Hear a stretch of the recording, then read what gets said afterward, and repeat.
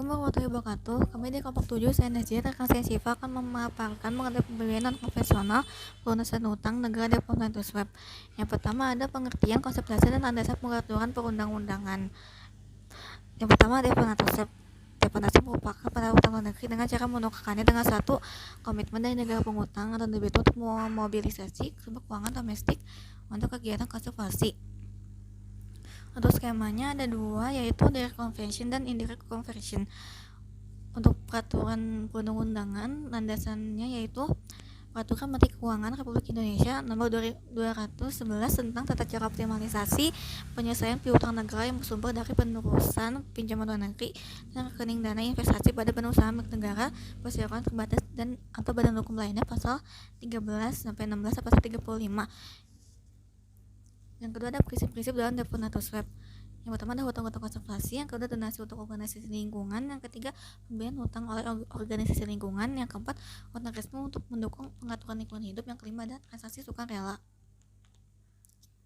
Lalu yang ketiga ada struktur atau bentuk pembiayaan deponatus swab. Untuk strukturnya, contohnya seperti skema bilateral public debt swap.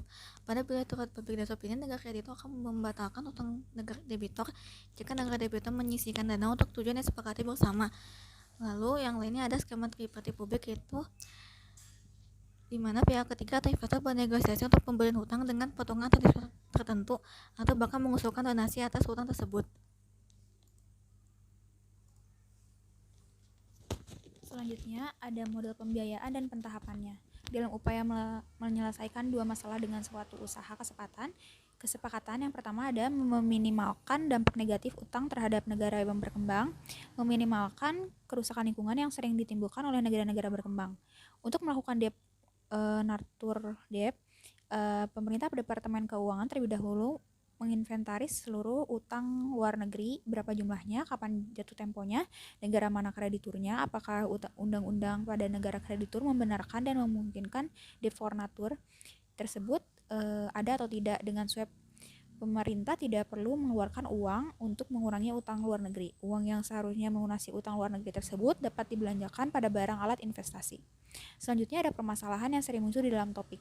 Yang pertama, belum adanya unsur-unsur kesinambungan fiskal, belum adanya kerangka kerja penyelesaian aset dan utang yang dikelola secara otomatis. Yang ketiga, Yang ketiga ada pada saat konversi hutang tersebut ketersediaan utang dengan diskon, sumber-sumber dana, rintangan politik di negara debitur, biaya transaksi yang tinggi untuk mengatur transaksinya, adanya kemungkinan bahwa negara-negara yang memiliki utang dalam jumlah besar akan meningkatkan eksploitasi terhadap sumber daya alamnya sebagai suatu cara untuk meningkatkan pendapatan dan meringankan beban utangnya. Selanjutnya, ada contoh kasus di Indonesia. Indonesia dan Amerika sudah 2 kali menandatangani perjanjian model DNS pada tahun 2011 dan 2008. Pada tahun 2011 terdapat 28,5 juta hutang. Pada tahun tersebut diberikan untuk pelestarian hutan tropis di Pulau Kalimantan. Pemerintah Indonesia dan Amerika menandatangani kesepakatan defornatur swap pada kerangka Tropical Forest Conservation Act 2 senilai 28,5 juta dolar Amerika yang akan dipergunakan untuk membantu upaya pelestarian hutan dan mitigasi perubahan iklim di Indonesia, khususnya di daerah Kalimantan. Selanjutnya, ada kesimpulan. DNS ini dapat diartikan sebagai pembatalan utang luar negeri dengan cara menukarkannya dengan suatu komitmen dari negara pengutang debitur untuk memobilisasi sumber keuangan domestik untuk kegiatan konversi.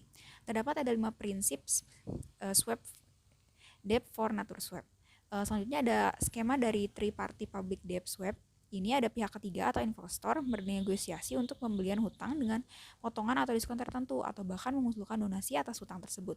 Seperti pada kasus hutang Indonesia kepada Amerika Serikat yang dibayarkan dengan kesepakatan defornatur swap dalam kerangka Tropical Forest Conservation Act 2 untuk membantu upaya pelestarian hutan dan mitigasi perubahan iklim di Indonesia, khususnya di daerah Kalimantan. Sekian dari kelompok 7, mohon maaf bila masih banyak kekurangannya. Wassalamualaikum warahmatullahi wabarakatuh.